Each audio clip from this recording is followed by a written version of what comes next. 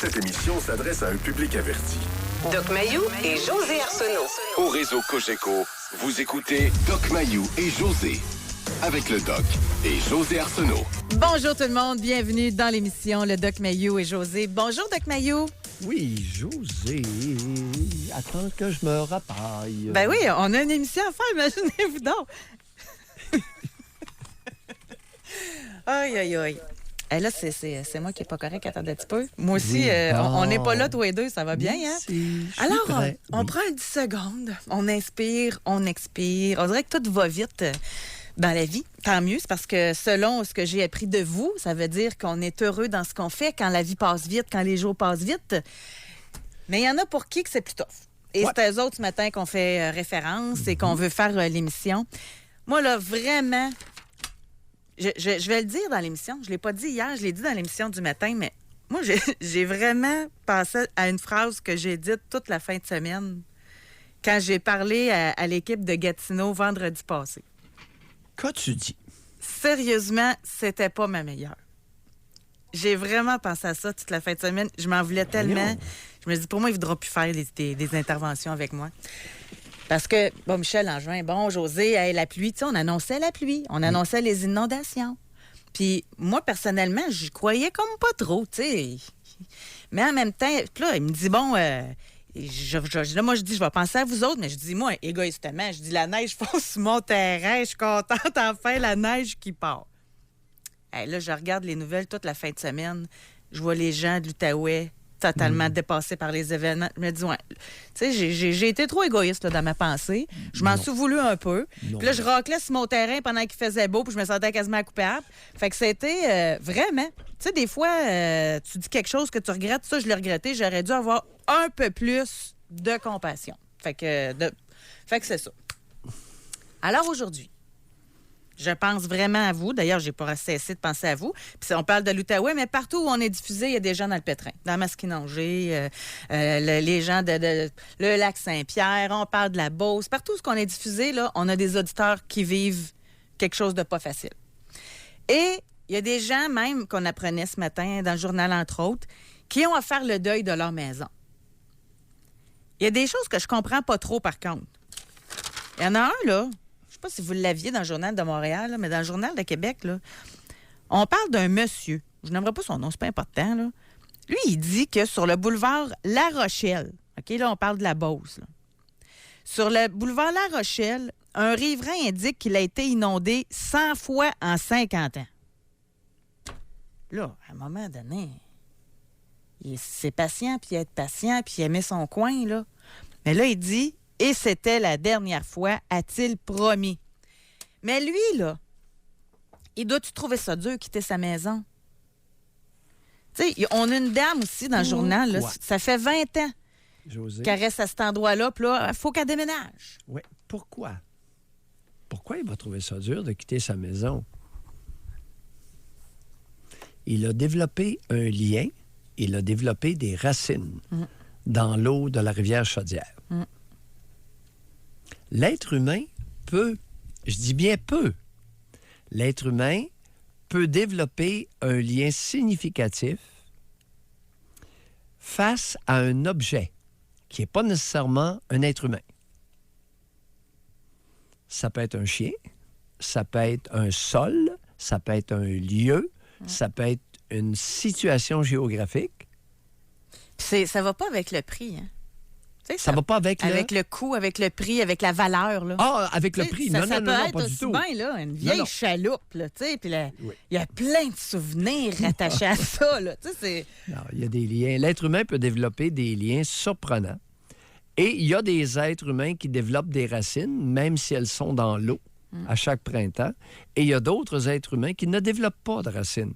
Il y a des êtres humains qui sont comme des arbres adultes, c'est-à-dire qu'ils ne peuvent pas être transplantés, et d'autres qui sont comme des roseaux.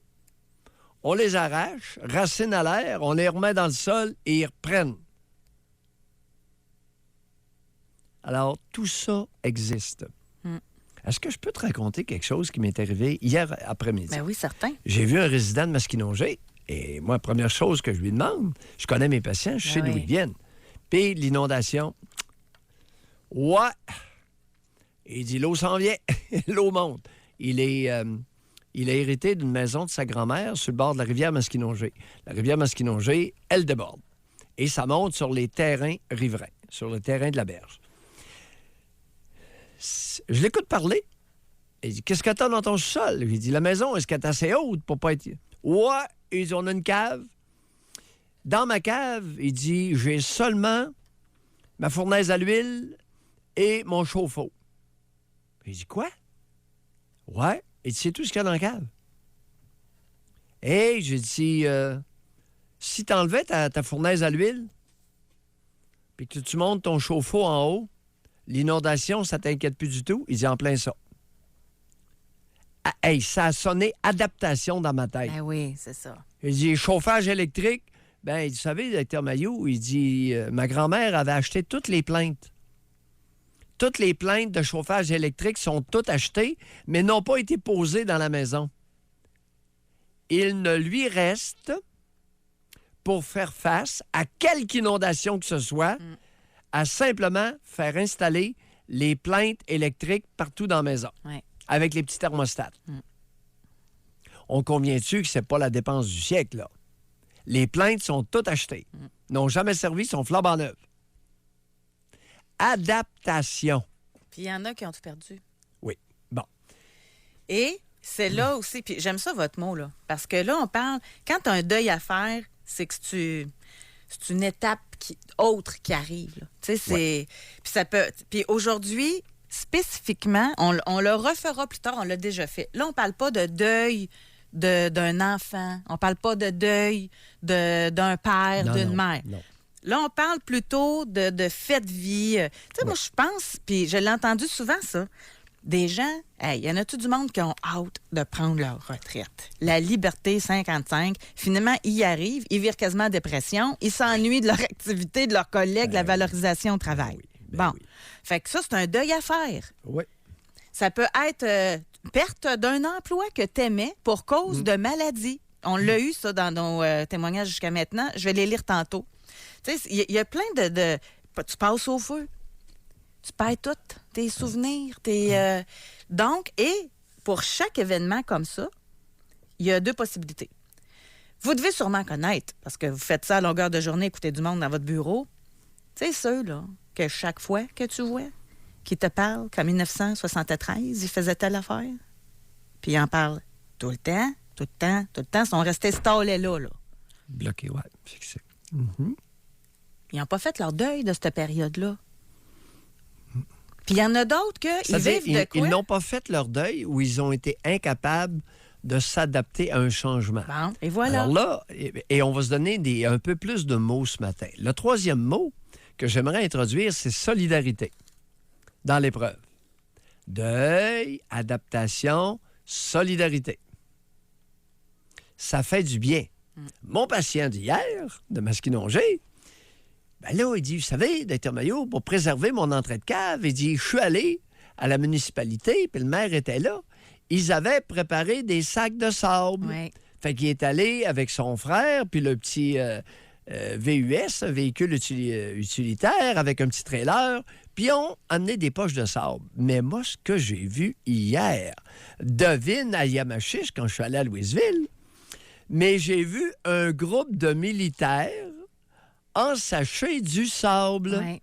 Et quand je suis revenu, je passais à midi et demi, et quand je suis revenu, à 5 heures, il y avait un maudit paquet de sacs de sable qui avaient été ensachés tout le long de la route à Yamachiche, de Louisville à Yamachiche. Ouais. Alors, un énorme merci à ces hommes valeureux qui ont vraiment fourni. Et je suis convaincu, j'en ai le poil hérissé à t'en parler. Les mouvements de solidarité entre êtres humains donnent une vigueur que l'être humain n'aura pas faute de cette solidarité-là. Ouais, je comprends. Alors, merci aux Forces armées d'intervenir. Vous avez une occasion extraordinaire de susciter l'admiration Ouais. Puis il y a beaucoup de vos citoyens concitoyens aussi, bénévoles, un peu partout au Québec, qui ont mis la main à la pâte, puis qui ont asséché eux autres aussi, puis qui ont aidé. Donc, alors, c'est ça notre sujet. On va aller à la pause.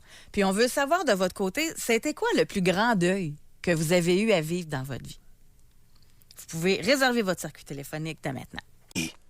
Jusqu'à 11h, au réseau Cogeco. Doc Mayou. Doc Mayou et José. Et José Arsenault. Avec le Doc et José Arsenault. Quel est le plus grand deuil que vous avez eu à faire dans votre vie? Ou encore, est-ce que vous avez vécu quelque chose et avez été capable de vous adapter à la situation, tout simplement? Tu sais, c'est fini, on tourne la page, on passe à d'autres choses. Il y en a qui ont cette faculté de pouvoir faire ça, puis il y en a d'autres qui c'est plus difficile un peu. Mais ça dépend des liens, comme vous dites. Ou s'adapter au cataclysme. Alors ça, c'est une situation qui est récurrente, les inondations. Quels sont les moyens que les citoyens, dans ces zones-là, ont mis de l'avant? À s'adapter, non pas au changement, mais au cataclysme récurrent. Oui.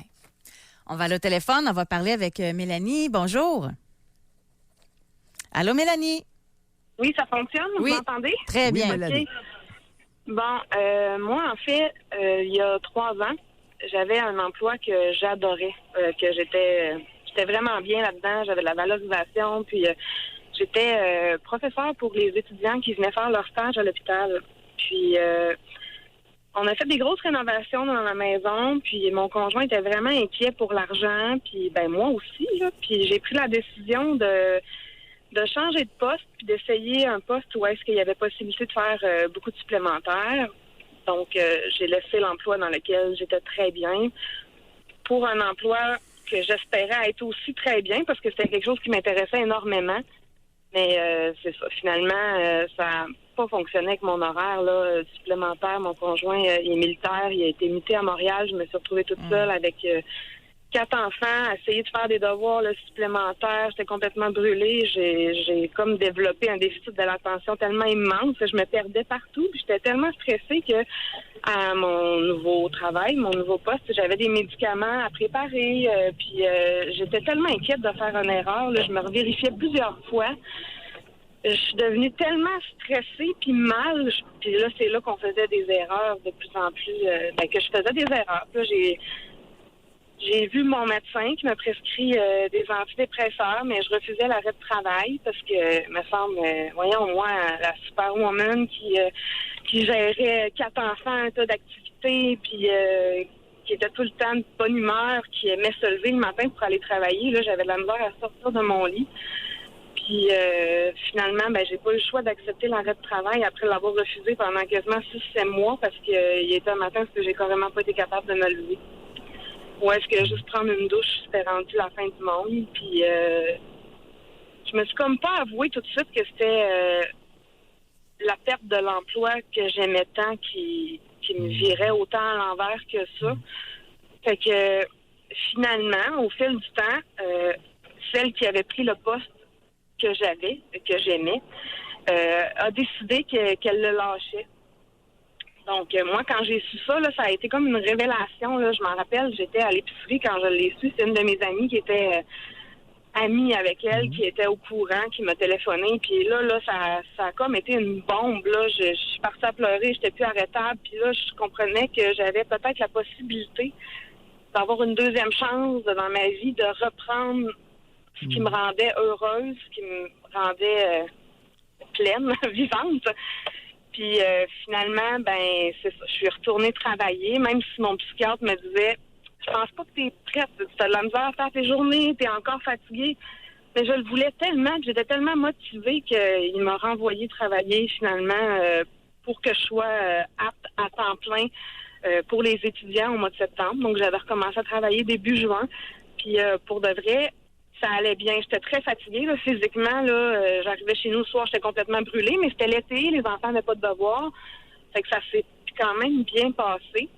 Fait que là, j'étais heureuse pour de vrai. Là, juste le fait de retourner puis de me faire dire par des étudiants sur place qu'ils étaient contents que je revienne puis que j'allais être une personne significative pour eux autres. Puis il y en a même qui m'ont dit qu'ils m'avaient pas eu moi comme institutrice, là, c'est comme ça que ça s'appelait.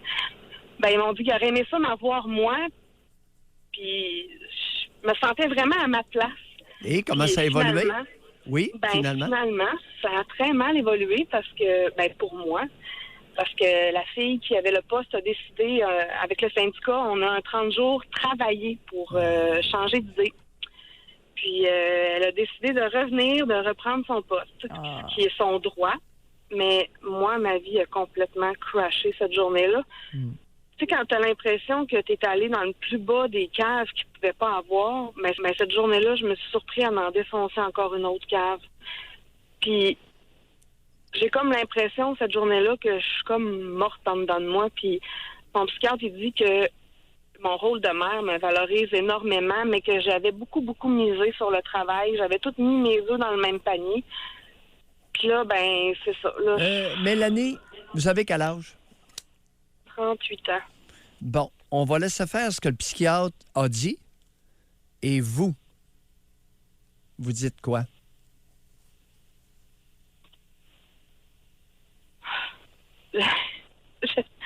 J'ai comme pas de mots pour expliquer comment je me sens. Mettez-en. Je sais que elle, j'y en veux, là. Je sais que c'est pas elle. C'est une bonne personne. Je la connaissais d'avant, puis je sais qu'elle n'a pas fait ça contre moi. Continuez. Elle, je lui en veux. Jusqu'à quel point? Pour... J'y en veux énormément, tellement que même si j'ai vraiment envie de retourner travailler, j'ai peur de la croiser. C'est sûr que je vais la croiser. Là, je vais travailler avec elle. Lâchez-vous, allez-y. Lâchez-vous. J'ai peur de... j'ai peur d'éclater, là. Je veux dire, je suis pas une fille violente, là, mais j'ai tellement de colère en dedans de moi contre elle parce que sa décision a eu énormément de poids dans ma vie à moi. Ouais. Je suis capable de relativiser, mais dans ma tête... Non, continuez. J'ai peur d'éclater. Là. J'ai peur d'éclater, de sauter dessus, de la Là, trucider. Dans ma tête, oui, là, Dans votre jamais tête. physiquement. Non, jamais dans votre tête. physiquement, je ferais de quoi. Mais, tu sais, je la déteste, là. Puis Dans votre tête, vous êtes allé jusqu'où? Mettons, à y donner une bonne claque, là. Puis à y dire, hey, t'aurais pas pu y réfléchir comme il faut avant de m'embarquer là-dedans, tu sais, Mais je le sais qu'elle, elle a probablement... Réfléchir avant de m'embarquer là-dedans.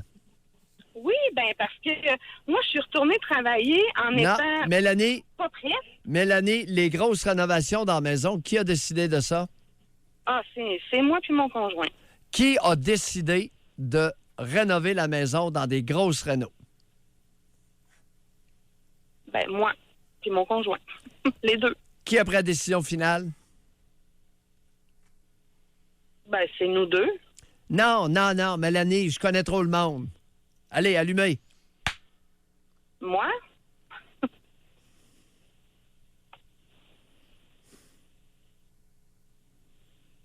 Êtes-vous sûr? Non. Revisez cette période-là attentivement, d'accord? Il y a quelque chose que vous ne vous dites pas, là, vous êtes furieuse.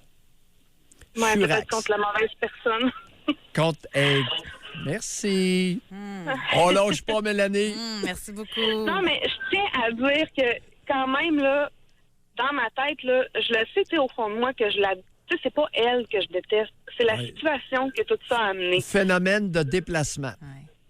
Oui. On va Réfléchir. Ma colère est quand même grosse. Tu sais, j'aurais peur qu'elle soit mal gérée.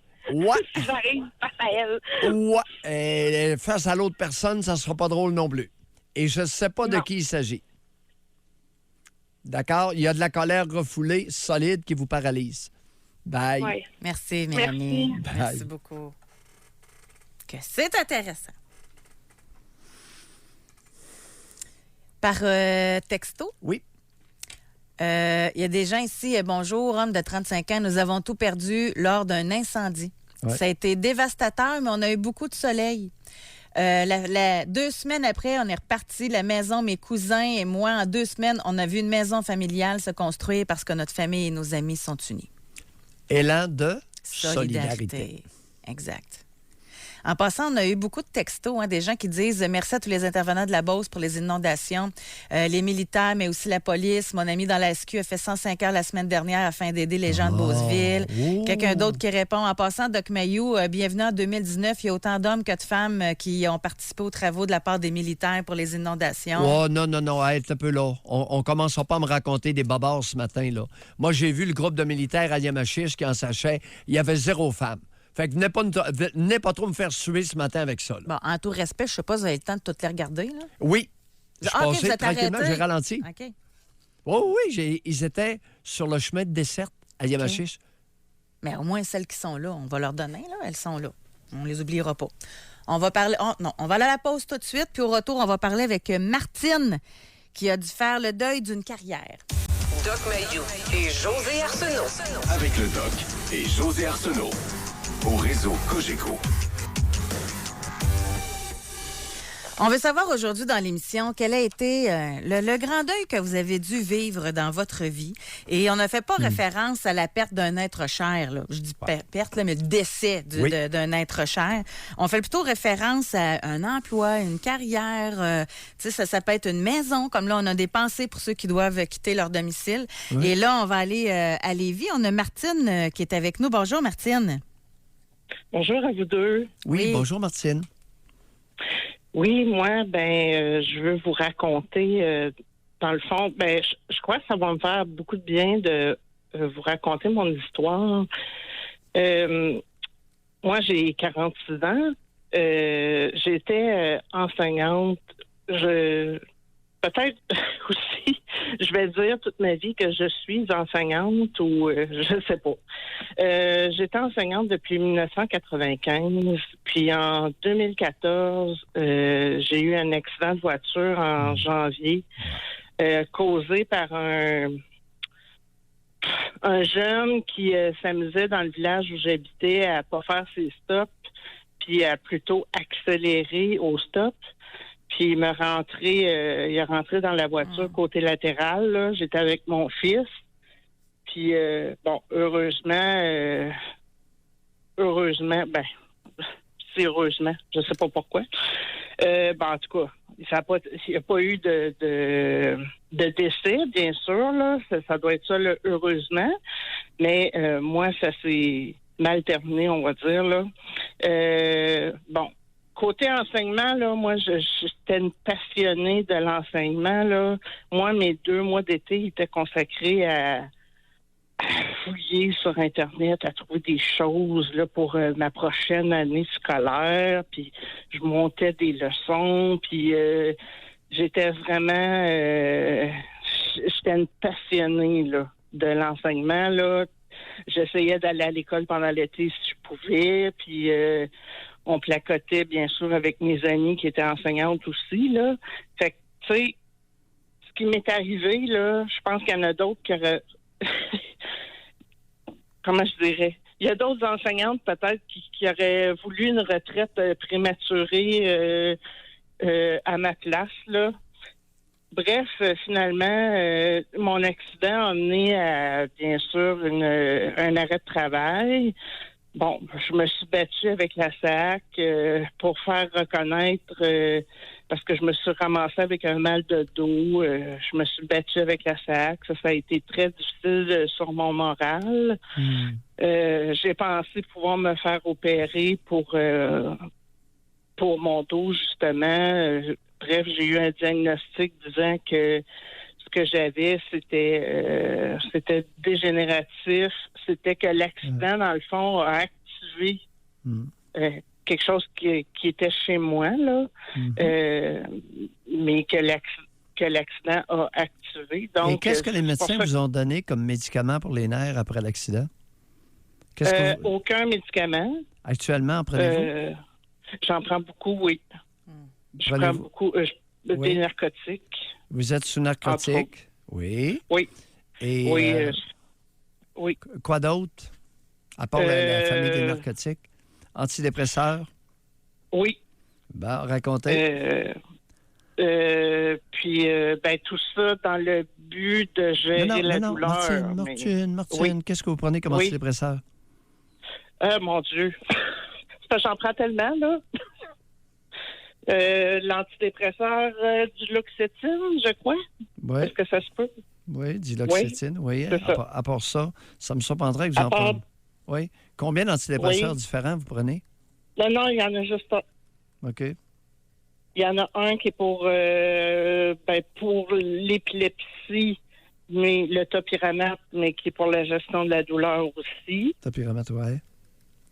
C'est ça, je prends le Butrans, qui est un narcotique, le Cipadol, qui est un autre Ouais. un narcotique. Ouais.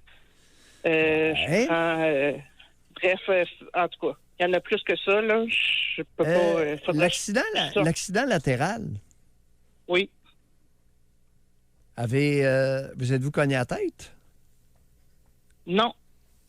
Mon fils, par contre, oui, là, parce que lui, il a eu une commotion cérébrale, là. Votre Mais fils moi, est- c'est vraiment mon dos. Votre fils a été commotionné, mais pas vous. Non. Comment vous expliquez ça? Aucune idée. Parce que c'est de votre côté Ben, que le je type pense- que le jeune est rentré? C'est de votre- Je pense que lui a eu une commotion parce que lui en avait déjà eu une à l'automne. Non. Qu'est-ce qu'il y a? Est-ce que j'ai bien compris que l'autre véhicule vous a rentré dedans du côté chauffeur? Non, chauffé côté de mon fils. Ah, il est rentré du côté du fils. Oui. Un camion en plus, là. Puis moi, j'avais une voiture ordinaire, là. Et qu'est-ce qui est arrivé au jeune qui s'amusait? Rien. Il n'est rien arrivé? Aucune accusation Non. criminelle? Non. Est-ce que ça a été Puis lui, il prouvé avait... qu'il s'amusait à brûler des stops à haute vitesse? ça n'a pas été prouvé. C'est que c'était un petit village. C'était connu. C'est quelque chose qui était connu. Je pense qu'il avait déjà été pris par la police à faire ça, là. Aïe. Aucune Bref. accusation criminelle? Non. Il y a eu une amende, là, pour ça, là. C'est Ah, sûr. oui, j'ai très bien compris, mais pas d'accusation criminelle. Ben non. Qu'est-ce qui vous fait rire? Ben, je suis sarcastique. OK. Parce que j'ai eu longtemps de la colère envers lui, mais Alors, vous avez eu aucun... Votre fils a été commotionné, puis vous, zéro. Aucune commotion. oui. Mais c'est ça, je pense que lui, c'est parce qu'il y en avait eu une à l'automne. Oui, non, Fait non, qu'il y c'est pas avait- ça mon point. C'est pas ça mon point. C'est ça. Oui. Alors, votre fils a été commotionné, mais pas vous. Non. Alors, vous n'avez pas eu de céphalée, de maux de tête par la suite, problème de concentration, vous n'avez pas eu ça. Ben, des problèmes de concentration, j'en ai eu, c'est sûr, là. J'ai essayé parce que moi, je suis une tête de cochon, là, puis j'aime beaucoup enseigner. Fait que mon médecin m'avait donné un retrait à temps plein, puis j'y ai négocié ça pour un Avez-vous eu retrait à suite- temps partiel. Avez-vous eu, suite à cet accident-là, des troubles de mémoire? Oui. Alors, vous n'avez pas été commotionné, mais vous avez des troubles de concentration, vous avez des troubles de mémoire. Avez-vous eu des troubles d'orientation? Non. Non? Moi, je mettais plus ça sur la faute des médicaments, là, qu'on me donnait. Il arrive Étant quoi si donné vous les que- prenez pas, les médicaments? Ben là, premièrement, je vais avoir un sevrage. Non, mais vous les prenez, c'est pourquoi? C'est pour la Oui. colère? C'est pour le... Non, c'est pour la douleur. Écoutez, je suis... Mais les la douleur antidépresseurs, est- c'est pour la douleur, ça? On m'a expliqué que c'était pas... Oui. Oui, puis même dans l'Association de la douleur chronique du Québec, là, j'ai assisté à une conférence, puis on dit que l'antidépresseur est ajouté au traitement pour venir inhiber le signal de la douleur. Est-ce que ça fonctionne dans votre cas? Ben, il vient diminuer. J'ai pas zéro douleur, j'ai toujours de la douleur. Mais j'en ai moins que si j'avais pas de médicaments. Le Cymbalta, le diloxétine, vous le prenez à combien de milligrammes par jour? Mon Dieu, combien de milligrammes? Vous me posez une bonne question. Vous ne savez pas par cœur. Ça fait combien d'années que vous prenez le Cymbalta? Ah, c'est depuis 2014. Ça a été un des premiers médicaments que j'ai pris, ça, je crois. Ouais. Puis c'est à cause du Supédol que vous n'avez pas de mémoire, vous n'arrivez pas à vous rappeler, une enseignante qui n'arrive pas à se rappeler de la dose du médicament qu'elle prend depuis 5 ans? Êtes-vous sûr d'avoir été bien examiné? Non, j'ai été très mal examinée. Je peux vous l'assurer. Oui, ça, je Pas vous crois. 60 milligrammes. Pardon, oui, 60, oui. Alors, vous Non, prenez... j'ai été très mal examinée, ça, je peux vous le dire, parce que j'avais même pas eu de papier pour avoir congé le lendemain, parce que j'étais pas mal sonnée. Il a fallu que je rappelle à l'hôpital pour dire, ben là, ça n'a pas de bon sens, j'ai pas de papier pour... Martine, vous êtes une des innombrables victimes de la Société de l'assurance automobile du Québec dans les cas où il y a des accidents d'auto importants à haute vélocité ou impliquant un véhicule à haute vélocité et où on ne tient pas compte du cerveau. OK. On va devoir s'acquitter là-dessus, Martine. Ouais. Je veux juste vous dire que j'ai quand même fait mon deuil. Maintenant, j'ai pas ma carrière d'enseignante, mais je fais du bénévolat. Je fais auprès des personnes Alzheimer. Donc, Martine, faites-vous du bien à votre rythme. D'accord? C'est en plein ça. Bye. Fait que c'est Merci. Ça. Merci beaucoup. Courage. Merci, Martine. Merci. Aïe, aïe, aïe, aïe, aïe. Les accidentés d'auto, là, j'en vois de toutes les couleurs. J'en vois de toutes les couleurs à titre de psychiatre. Aïe, aïe, aïe, aïe. Tu sais, ça, c'est des moments de vie, là. De même, ta vie vient de changer tout pour le tout. Alors, son fils, lui, même accident, il est commotionné. Oh, mais c'est parce qu'elle en a déjà fait. Puis elle, non, elle, son cerveau, il s'est pas ballotté, son cerveau, elle. À première vue. À première vue. On s'en va parler avec Anne-Marie maintenant. Bonjour, Anne-Marie. Bonjour. Anne-Marie. Alors, quel est le plus grand deuil que vous avez à faire? Le plus grand deuil, en fait, en 2013, j'ai déménagé au Nunavut, Iqaluit.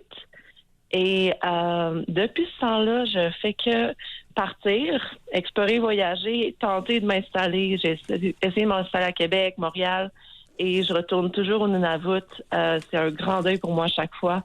Je ne peux pas arrêter de penser au nord. Et donc, pour moi, là, je considère que c'est ma maison. Donc, j'y retourne en fait là, en mai. Là, j'étais à Montréal un petit bout de temps et je redéménage à Iqaluit. Mais je comprends pas. Anne-Marie? Oui. Vous êtes bien au Nunavut? Je suis très bien au Nunavut. Mais où est le problème? Le problème est, en fait, en observant ce qui se passe dans mon cerveau, c'est que on est tellement conditionné dans notre société à faire qu'est-ce qu'on pense qui est bien. Anne-Marie, vos élans sociologiques ne nous éclairent pas. Où est le problème pour vous? Vous êtes bien au Nunavut, vous êtes déménagée là, vous êtes heureuse. Il est où le problème? Ben, je voulais faire qu'est-ce que le monde voudrait que je vois que je fasse, que je retourne aux études. Là, je vais poser la question du doc, on va aboutir. Qui vous dit ça exactement? Le monde, c'est grand, là.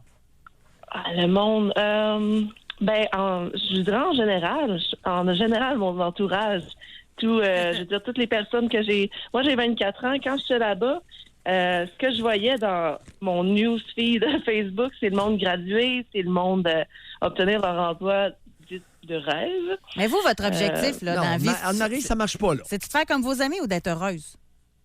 C'est d'être heureuse, absolument. Êtes-vous bien? Qu'est-ce que vous faites au Nunavut? Parlez-nous du Nunavut. C'est quoi, ça, le Nunavut? Parce que la plupart des auditeurs n'ont aucune idée d'abord où c'est. C'est où, le Nunavut? Okay. Donc, Nunavut, c'est pas le Nunavik. Le monde pense que c'est le... Nunavik, c'est le haut du Québec, le nord du Québec. Nunavut, c'est un territoire. Bon. Donc, c'est au-delà du Québec. Oui. Là-bas, Iqaluit, c'est la capitale. Donc, il y a beaucoup de... La capitale est au nord de quelle province? C'est vis-à-vis quelle province? Au nord de Québec. Quelle province? Iqaluit, c'est au nord du Québec. Et votre Nunavut, là, il se prolonge jusqu'où? Ah, c'est très grand. C'est... mon Dieu. Non, c'est au-dessus de l'Ontario, du Manitoba, de la Saskatchewan. Oui, exactement. Jusqu'au Québec, Yukon. Ontario. Non. Est-ce que les territoires du Nord-Ouest, ça existe encore? Comment? Oui, ça existe encore. Les territoires du Nord-Ouest existent, mais le Nunavut, c'est une partie où ça se Non, prolonge c'est son jusque-là? territoire. Mais à revenons lui-même. au fond, là. Revenons au fond. Oui. Tu sais, Anne-Marie, là. Sérieusement, admettons que vous avez un amoureux, puis vos amis vous disent qu'il y a mieux quand vous êtes seul. Je comprends pas à quel point vous donnez de l'importance à l'opinion de vos amis, de votre entourage, du monde. Oui, ben ça, c'était... Parce c'était qu'être en plus, deuil, c'est gros, là, comme sentiment, là. Oui, ça, c'était plus il y a quelques années. Là, je sais que c'est ça qui me rend heureuse. Puis les liens que j'avais avec les personnes au Québec ou ailleurs du Nunavut, en fait, se sont beaucoup raffaiblis, ce qui a renforcé ma conviction que, hey, c'est le Nunavut, ma maison. Oui. Fait que c'est ça. Maintenant, Donc, parlez-nous de votre maison. Qu'est-ce qu'il y a de beau Oui. en haut? qu'est-ce qu'il y a de beau en haut? Ce qui m'a Oui. toujours rapporté là-bas, c'est la petite communauté, comment on est proche de chacun, chacune. Oui. Ça, c'est un sentiment d'appartenance extrêmement bien qui m'a toujours apporté beaucoup de bien à moi-même. Bon. J'ai travaillé, travaillé en restauration longtemps là-bas. Maintenant, j'enseigne le yoga, la zumba, la danse. Donc, j'ai vraiment... je suis vraiment super bien là-bas. Donc, Combien d'habitants à Iqaluit? Là, on est rendu à 8000. Bon, c'est une petite ville, c'est intéressant. Oui. Quel pourcentage d'Autochtones versus de Blancs, de Je ne non-Autochtones? suis pas certaine. Ça doit être quelque chose comme 70 Inuits, 30 autres, là, on va dire blancs. Oui, là. non-Inuit, OK. Ah oui. Oui, oui. Puis vous vous êtes implanté là, vous êtes en train de développer des racines, mais... Exactement, oui. Je me C'est sens. le à chaque fois que problème. je reviens au Québec, je me sens déracinée. Ben absolument. oui, c'est le... J'ai un peu de difficulté à comprendre votre problème parce que c'est comme ça que vous voulez orienter votre vie. Ben, grand bien vous fasse. Mhm. Absolument. Il n'y en a pas de problème. Mhm. C'est ouais. Ben, je crois que j'étais jeune quand je suis allée là-bas, donc c'est ça. Je pense que j'avais tout simplement la pression de faire qu'est-ce que je pensais que le monde proche, ma famille, mes amis, qu'est-ce qu'ils voudraient me voir faire. Anne-Marie. Ils ne comprenaient pas pourquoi j'allais à Anne-Marie, là, je vais devoir revenir avec la question, là, beaucoup plus précise. Votre mère dit quoi? Ma mère, elle me soutient. Bon, votre père dit quoi? Retourner. Votre père dit Mon quoi? Mon père, il me soutient aussi. Non, là, ça marche pas, là. Mauvaise réponse, Anne-Marie. Mensonge à vous-même probable. Mm-hmm. OK. Qui a pleuré qui pleure quand vous quittez pour retourner à Iqaluit? Personne. Je vous crois pas. Non, il n'y a personne qui pleure, sincèrement. Mais là, il est où le problème? Il est où le problème? Mon Dieu. Non. Guidez-moi vers... Non, je vous guiderai pas. Non, vous avez été assez guidé. Et vous avez été mal guidé. OK. Ben c'est sûr qu'à chaque fois que je pars du Nunavut, c'est pour... j'ai fait beaucoup de voyages, aller en Asie, me retrouver en Asie, là, parce que c'est sûr qu'Iqaluit, c'est petit. Il n'y a pas beaucoup de... Tu sais, moi, j'aime apprendre. J'ai pris beaucoup de certifications en voyage. Donc, c'est sûr que quand j'étais là-bas, parfois, je me sentais limitée par qu'est-ce que je pouvais faire. Oui. Donc, je partais pour des longues périodes de voyage. Mais c'est ça. Je pense que ça a changé parce que là, je suis vraiment dans un domaine qui me fait sentir... qui me fait grandir personnellement. Tu sais, je suis qu'est-ce qui me passionne, le yoga, la danse, et je sens que je donne quelque chose de bien à la communauté. Donc, peut-être c'est ça qui me faisait fuir auparavant, quand j'étais pas dans un domaine que je sentais qui me faisait grandir. Pas facile, Anne-Marie, de trouver sa niche dans la vie, n'est-ce pas? C'est pas facile, non. Alors, essayez de vous mentir le moins possible à vous-même, d'accord? C'est un bon conseil. Il se pourrait qu'il y ait des forces obscures non évidentes autour de vous. Mm-hmm. Bye. Bye, Anne-Marie. Merci beaucoup Bye. de votre appel. On va aller à la pause tout de suite. On a pris un peu de retard. Oui. Et au retour, on va parler avec Brigitte, puis je pense qu'il y en a plusieurs qui vont se reconnaître en elle. Doc Mayou et José Arsenault. Avec le Doc et José Arsenault. Au réseau Cogeco. Quel est le plus grand deuil que vous avez eu à faire dans votre vie? C'est notre sujet d'aujourd'hui. Oui. Et Brigitte, c'est le deuil de ses chiens. Bonjour, Brigitte.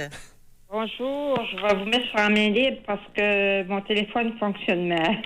OK. On vous écoute, Brigitte. On vous entend bien. Allô, Doc Mayou. Allô, José. Oui. Bien, moi, je me prépare pour un deuil. Ça fait long. Ben, j'ai toujours eu des chiens, car moi, c'est ma vie, les animaux, les oiseaux et tout ça. Et moi, j'ai une petite chienne qui va avoir bientôt 15 ans, le 23 mai. Depuis l'an passé, je me promène avec mon chien et il y en a qui ont essayé de faire une plainte à la SPCA. Puis j'ai vu la SPCA aller chez le voisin, puis il parlait, parce qu'ici, c'est un quartier qu'on a tous des vieux chiens. Alors, je promène avec mon chien l'année passée, puis même, il n'y a pas longtemps, depuis ça fait 1 an que ça dure, et il y a toujours un camion avec une boîte ouverte en arrière, puis il me surveille. Puis je sais que je promène mon chien à 6 heures du matin parce qu'il y a moins de trafic, là. Puis il faut que je change mes heures parce que je suis poursuivie par des gens qui veulent ramasser mon chien. Elle a 15 ans, Naomi. Sauf qu'elle est très bien suivie à l'hôpital d'Aubigny.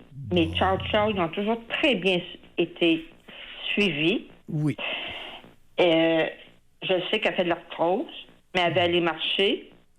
Ça déplaît à des gens.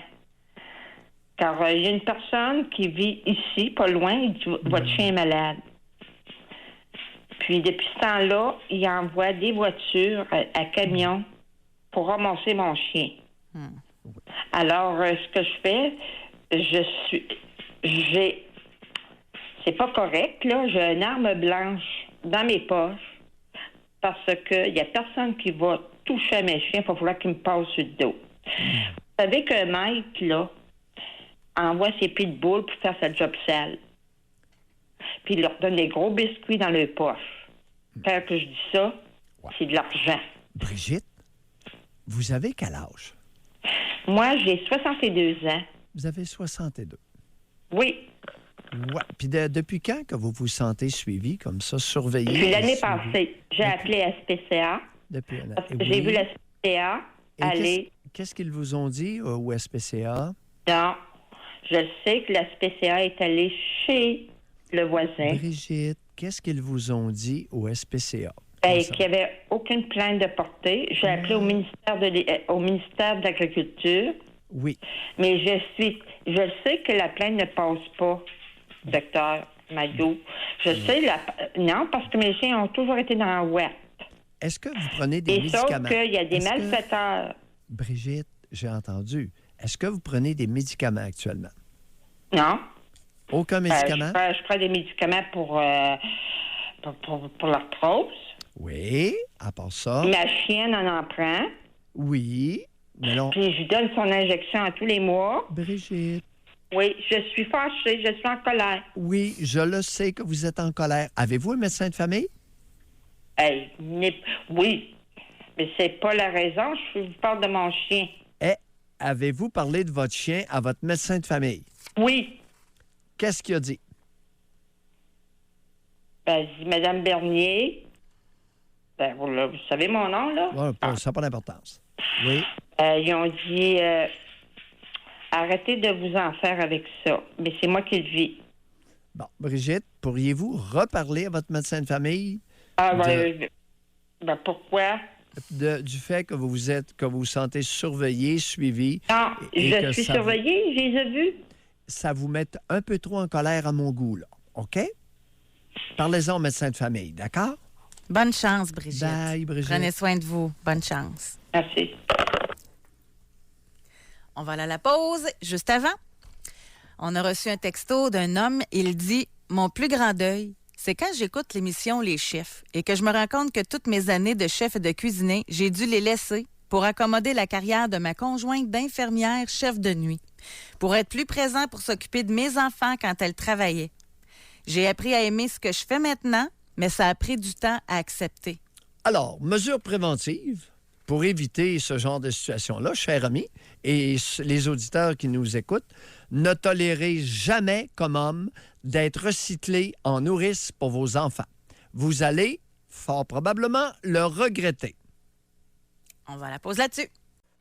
Doc Mayou et José Avec Doc Mayou et José Arsenault. au réseau Cogeco. Quel grand deuil avez-vous eu à faire dans votre vie? C'est tellement différent d'une personne à l'autre. Là, j'ai reçu par texto. Mon plus grand deuil, je le vis de semaine en semaine lorsque je constate que mes qualités athlétiques diminuent avec l'âge. C'est frustrant de ne plus pouvoir performer comme on le souhaiterait. La tête veut, mais le corps ne suit plus autant qu'avant. Oui. Ça, il y a ça. On a reçu également, mon plus grand deuil, ça a été celui d'avoir un bébé parfait. Une malformation importante découverte à l'échographie de 20 semaines de grossesse. Une fente labio-palatine qui allait impliquer de nombreuses chirurgies et des difficultés au niveau de l'alimentation, du langage, de l'estime de soi. J'ai tellement pleuré d'injustice. On va aller maintenant parler avec Nathalie. Bonjour. Bonjour. Nathalie, Ça va bien? on vous écoute. Oui. Alors moi, mon plus grand deuil, c'est il y a 5 ans environ. J'ai dû arrêter de travailler pour cause de maladies dégénératives. J'ai été déclarée invalide. Alors, à 45 ans, 46 ans, c'est pas évident. Parce que qu'est-ce qu'ils font tes amis? Jour, tout le monde travaille. Puis moi, aux yeux des autres, je suis comme la chanceuse. T'es chanceuse, tu travailles pas. T'es donc bien chanceuse. Sauf que je suis malade. Puis ça, moi, ce que j'ai fait, j'ai pallié par du bénévolat. Je faisais ce que j'étais capable de faire. J'allais au ranch, j'avais un cheval. Mais ça a été un autre deuil l'an dernier parce que j'ai dû arrêter ça parce que ma maladie évoluait. Et je me fais des fractures. Oui, de quelle maladie dégénérative parlez-vous? Ben moi, j'ai une maladie de crâne sévère et compliquée. J'ai une arthrite spondylite ankylosante. OK. Puis tout ça mis ensemble là, fait que j'étais plus fonctionnelle du tout. Mon arthrite spondylite ankylosante fait en sorte que je me fais des fractures tout le temps. Je peux avoir 2-3 fractures par mois à faire à rien, là, à me tourner dans mon lit. Puis donc j'ai dû tout arrêter, là. Puis ma maladie de crâne n'est pas contrôlable, même aujourd'hui encore. Je peux vous dire que là, je suis sur le bord d'avoir une chirurgie pour avoir une sonde gastrique. Parce que même avec une colostomie, il n'y a rien qui fonctionne. Donc, vous êtes courageuse. Vous êtes courageuse avec 2 maladies chroniques. Oh, aïe, aïe. Ben là, moi, ce que je fais encore, même encore aujourd'hui, les gens me jugent, me disent, ben voyons, je vais chez mes enfants, je les aide, je fais de la nourriture, ma fille attend son 3e enfant, je fais du ménage. Je fais des choses comme ça parce que je me dis, si je reste dans la maison, je vais venir folle. Je sors avec mes chiens. C'est beau dans la maison, chez nous, c'est propre. Mais là, je vais aider mes enfants puis je fais ce que je suis capable. C'est de toute beauté et ça vous honore. Ben, merci. En tout cas, moi, c'est ce qui garde mon moral. Et vous avez... La recette est bonne. Ben, merci beaucoup. Bye, Nathalie. Bye, merci. C'est ça. Les gens réagissent de façon différente. Pour le même événement, pour le même sinistre, Incroyable. pour le même... Incroyable. Tu sais, ça revient à ce que vous disiez en début d'émission, là, t'as l'adaptabilité des gens aussi, là. Oui. Oui, et c'est une caractéristique. Vois-tu, la nature, la lotogénétique ne l'a pas choyée du tout. Par contre, au niveau de l'adaptabilité, elle a eu une dose génétique de capacité d'adaptation hors du commun. Qu'est-ce qui fait, exemple, qu'un enfant, OK? Il est au primaire, change d'école parce que les parents déménagent. C'est tough, c'est dur, là, de s'adapter aux nouveaux amis, à nouvelles routines. Puis qu'il y en a d'autres qui peuvent déménager 5 ans, en 5 ans, puis ils s'adaptent. C'est-tu justement génétique, ça? Oui. Ben oui, tu as mentionné le mot adaptabilité. Ça veut dire quoi? Capacité de s'adapter. Mais c'est génétique. C'est Oui. pas de l'acquis, c'est pas je travaille Non. sur moi-même, je m'efforce, je vois le beau côté des choses, je vois... Non, principalement génétique. Principalement génétique et l'entourage supportant peut aider. Fait que ça ne sert à J'ai rien bien de dit- mettre de la pression sur les gens qui ont de la misère à s'adapter. Ils sont C'est- faits de même. Bon, ça va être peine perdue dans bien des cas. Et j'ai bien dit avec support et non pseudo-support. Ah ouais, c'est ça. Tout à l'heure, on a une auditrice qui nous a dit que ses 2 parents la supportaient. Je me suis montré très sceptique. Nous l'avons senti. J'en dirai pas plus. Parce que je pense que vous voulez qu'elle réfléchisse par elle-même. Oui. OK. Il y a une différence entre un vrai support et un pseudo-support truffé d'hypocrisie. Mais comment ça peut être hypocrite, le support d'un parent? Une drôle de question, là, mais... En apparence. En apparence, les mots, les bottines peuvent ne pas suivre les babines. Exemple concret, on est content, ma belle-fille, que tu voyages partout dans le monde. Mais dans le fond, on n'est pas content pantoute. Non, Genre, mais tu vas te rapporter, par exemple, à chaque jour ou à chaque 2 jours. OK. Parce que papa s'ennuie ou maman s'inquiète. OK. OK. Ici, on a sur notre page Facebook, Oui. nous avons Franco. Lui, il dit après un accident sur un chantier, je ne peux plus pratiquer mon métier de plombier, ni pratiquer mes sports préférés comme le soccer et comme le hockey. Ça doit être vraiment difficile. Puis en plus, il est jeune, là. Je le vois sur Facebook, on a la photo, là. Aïe, aïe, aïe. Fait que c'est un jeune homme, là. Ben oui. Appelez-nous donc, Franco, si vous êtes à l'écoute, là. Comment vous êtes reviré de bord, là? Tu sais, dans ce temps-là, il faut que tu te réorientes. Jeune de même, là. Tu dois tenter de trouver un métier où tu n'as pas besoin physiquement Ben là, il faut que d'être, tu te réorientes si tu as les capacités d'adaptabilité, puis les occasions, puis le contexte. Ici, on a Johan, lui, il dit le deuil d'un emploi que j'aimais, où je me sentais valorisée, qui me motivait, qui était différent chaque jour, où je n'y comptais pas mes heures et que je ne peux plus occuper à cause de conditions médicales. C'est ça, c'est Ouais. quand que c'est... Ah oui. Quand tu prends ta propre décision, c'est bien plus facile d'assumer, même si parfois c'est plus difficile, comme Mélanie en début d'émission. Là. Tu sais, c'était quand même son choix, mais ça a été difficile. Mais ben, elle pensait que c'était son choix. Mais dans un cas, accident, maladie, ça t'est imposé, ça doit être difficile. Et si c'était son choix, a-t-elle suffisamment réfléchi au choix qui s'offrait à elle? Réfléchir, ça veut dire sous-peser les éléments de la situation. Mais là aussi, je pense, ça dépend des personnes. Il y a des gens qui, pour prendre une décision, peut leur prendre 6 mois. Puis il y en a d'autres, ils passent une soirée, là, ils ont pris la décision, puis ça fait. Ce n'est pas une question de temps. De connaissance Généralement, de soi. Par aussi, contre, hein. oui, ben voilà. Et de ses moyens financiers. Ben, ça dépend des décisions. Par contre, écoutez, j'applique personnellement une recette. Lorsque j'ai une décision inusitée, extrêmement importante, j'essaie de dormir 2 nuits avec la décision que j'ai prise dans ma tête, avant de l'officialiser. Pas 2 mois, 2 nuits. Si après 48 heures et 2 nuits de sommeil, je conserve la même décision, je fonce. Ça, c'est une recette personnelle. C'est intéressant. La nuit porte conseil, vous croyez à ça? Ce n'est pas que la nuit porte conseil, c'est qu'il y a un décantage. Le cerveau travaille la nuit, décante, et peut faire apparaître des éléments ou des émotions ou taire des émotions. Ou... Mais des fois, c'est le signe que le cerveau travaille, là. Regarde, moi, vous comptez de quoi, moi, moi, je suis dans plein de projets, là. Je dors plus, tabarnouche. Le cerveau, là, ça fonctionne, là, à 100 000 à l'heure. C'est incroyable, là. Mais je me réveille le matin, je suis prête. C'est beau. C'est décidé, c'est... Mais je dors plus. Ça a un inconvénient, quand même, là. Il faut faire attention. On peut avoir l'impression d'être éveillé, mais si la nuit a passé vite, on a dormi. L'impression subjective du sommeil je comprends. est très difficile à évaluer dans bien des cas. Parce que le cerveau, par exemple, lorsqu'on étudie en préparation des examens, on peut avoir l'impression d'avoir étudié toute la nuit et qu'on n'a pas dormi, mais on a dormi. Parce que ça a passé vite. L'insomnie a ceci de caractéristique, une vraie insomnie, le temps passe lentement, entre autres.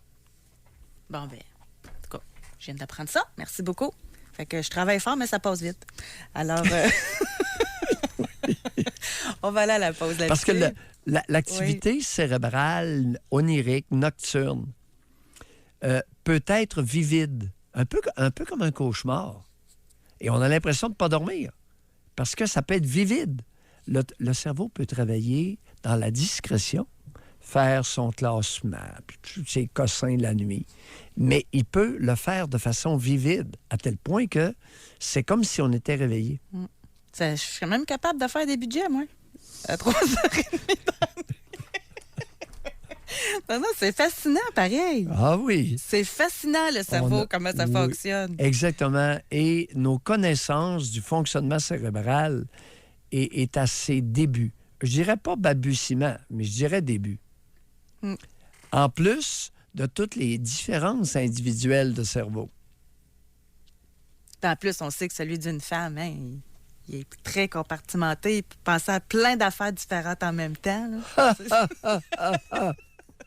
OK, on va à la pause. Réservez votre circuit téléphonique. On veut savoir quel a été le grand deuil que vous avez eu à faire dans votre vie. Doc Mayou et José Arsenault. Le Doc Mayou et José, c'est le Doc et José. Au réseau Cogeco. On parlait tantôt des enfants qui ont de la difficulté à s'adapter lors de déménagements versus d'autres. Puis on a quelqu'un qui nous a écrit, elle a dit « J'ai 4 enfants et nous déménageons souvent à travers le Canada pour le travail de mon conjoint. Oui. J'ai un enfant qui fait des dépressions à chaque déménagement. Les autres sont hyper joyeux.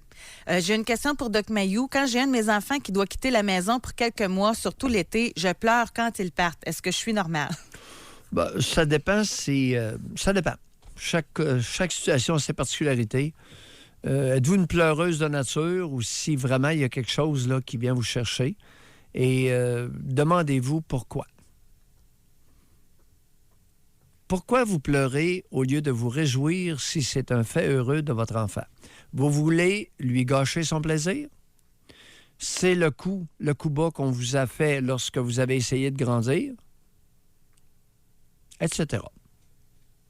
Etc. Quel est le plus grand deuil que vous avez eu à faire dans votre vie? C'est notre question. On s'en va à Yamachiche parler avec Claude. Bonjour. Oui, bonjour. Bonjour, Claude.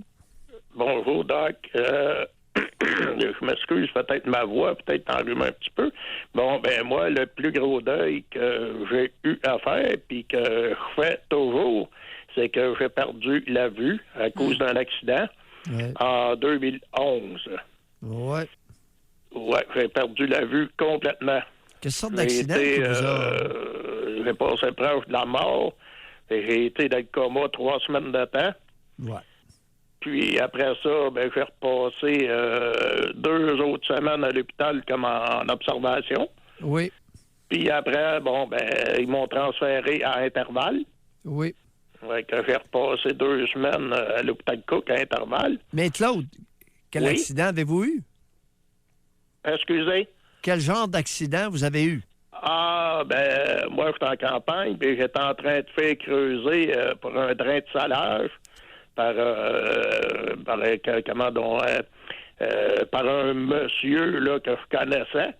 Ouais, puis finalement, ben, quand il a viré avec sa pelle mécanique, ben, il m'a bumpé en arrière de la tête. Ouais, fait que j'ai rien vu, rien entendu. Puis maintenant, ben, je suis complètement aveugle. Mais Intervalle m'ont beaucoup aidé. Quelle explication qu'on vous a donnée sur le plan médical? Quelle explication? On a fait, la police est venue, c'est bien sûr. Puis les autres, ils ont dit que c'était un accident. Non, Claude. Quelle explication les médecins vous ont donnée pour votre perte de vision, de la vue? Ben c'est des nerfs oculaires. C'est des nerfs oculaires qui ont été massacrés, mettons, parce que c'est sûr que j'ai eu la tête bien grosse, là. Puis il était censé, apparemment, de me faire un trou dans la tête, faire sortir la pression. Puis ça, ben, ils l'ont pas fait. Pour quelle raison, ça, on le sait pas. On le sait pas. Et, Alors, la pression intracrânienne? Ouais, ben c'est ça. C'est ça. Mais ça change une vie, c'est sûr, Claude. Eh boy. Ouais, ben, mois, 3 semaines. Ouais. C'est un très gros deuil, mais ce deuil-là, ben, au lieu de me laisser aller puis de pleurer sur mon sort, ben, je me sers de ça plus pour genre aider les autres. Oui, c'est bien ça. Aider moralement. Parce que des fois, moi, des fois, on est tous pareils, des êtres humains. Des fois, on va se plaindre pour une petite affaire. Puis, à un moment donné, ben, il y a bien pire que nous autres, des fois. Claude, question. Question Oui. pas gentille. Si c'était à refaire sur les lieux de l'accident, vous feriez quoi? Oh, tabarouette, m'a vous dire que je m'aurais tenu beaucoup plus loin. Je me fiais, moi, à l'opérateur, que c'était un bon opérateur. Mais je pense que c'est là que j'aurais fait c'est là que j'ai fait la gaffe. J'aurais dû payer plus cher peut-être puis prendre un vrai opérateur. Ou vous tenir, même avec un meilleur opérateur, plus loin de la pépine. Oui. OK. Merci, Claude. Merci. Ben, ça fait plaisir. Merci beaucoup. Ouais. Et si mon exemple peut servir aux autres, oui. Tant mieux. Merci beaucoup. Oui, autant dans le présent qu'au niveau prévention. Exactement. Lorsqu'on fait travailler de la machine lourde, de la machinerie lourde, on présume tout le temps qu'il peut y avoir une erreur humaine chez le conducteur. Par texto, femme 32 ans, le plus grand deuil que j'ai eu à faire est mon poids versus ma santé mentale. Je prends des antidépresseurs pour mon anxiété depuis 9 ans et j'ai pris 80 livres les 4 premières années, mais ciel que je suis bien dans ma tête. Tellement que mon poids ne me dérange pas du tout, mon chum même comme ça, et avec l'assurance que je dégage. Donc, comme je dis, je suis grosse et bien dans ma tête, contrairement à mince et belle, mais je ne pleure plus à tous les jours.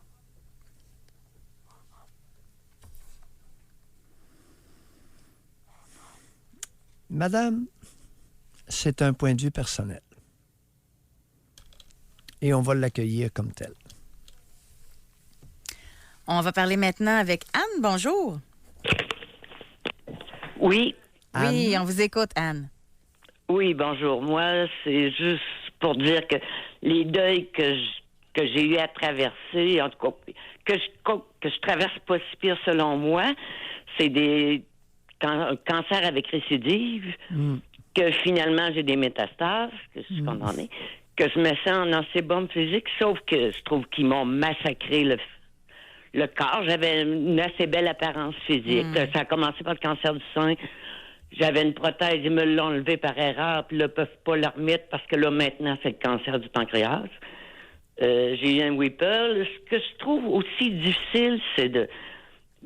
ils savent pas combien de temps je vais survivre, mais c'est les décisions que tu as à prendre en attendant. Là. Est-ce que je fais ça? Tu sais, j'aimerais ça que le petit hamster arrête de marcher en disant ça te donne rien de faire ça, tu vas crever dans tant de temps. Décision comme quoi, Anne? Que ce soit des rénovations dans la maison résidentielle. Vas-tu en voyage? Tu sais, tout le monde te dit, profite-en, fais ce que tu peux, puis t'as pas le goût plus que ça de faire des choses. Anne, oui. Anne. Il y a des circonstances où on a avantage à devenir sourd. Je suis capable de le faire par période. Bon. Là, tout le monde, les commentaires de tout le monde, et tout le monde, évidemment, ce sont des femmes qui vous entourent, n'est-ce pas? Principalement? Non, pas tant que ça. Ouais. Ouais. Ouais. Oui. Ouais, quels sont les hommes qui vous font, là, qui multiplient les conseils autour de vous? Mon doux, c'est des amis de connaissances de 35-40 ans. Là. Puis, ce que je trouve difficile aussi, c'est que Il y a énormément Des de hommes personnes que... amis avec vous depuis 35-40 ans qui vous distribuent des conseils vides comme ça? Pas vite comme ça. Moi, à ta place, j'en profitais. Fais donc ce que tu veux. Mais ça finit souvent par faire ce que tu veux, là. Mais... Bon, ouais. Souvent, les gens, là, ils savent pas quoi dire, tu sais, dans des moments comme ça. Fait que c'est peut-être, je sais pas. Le sentez-vous comme ça? Qu'ils sont mal à l'aise avec votre situation? Pas si pire parce qu'ils ont eu le temps de s'adapter, là, parce que même les médecins ne comprennent pas souvent pourquoi. C'est que vous avez une particularité ici, Anne. Les hommes amis avec vous depuis 35-40 ans, c'est homosexuel ou hétéro? Oh non, c'est hétéro. C'est quoi pas éru, ça? Habituellement, ce sont les femmes qui distribuent les conseils. Ben oui, c'est les meilleurs pour donner des conseils. Voyons donc.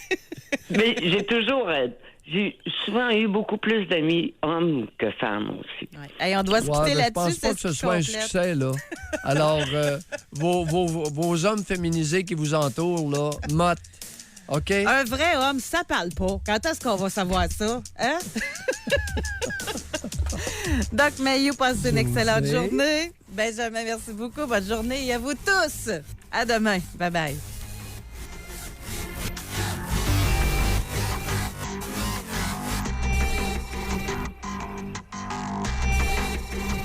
Doc Mayou et José.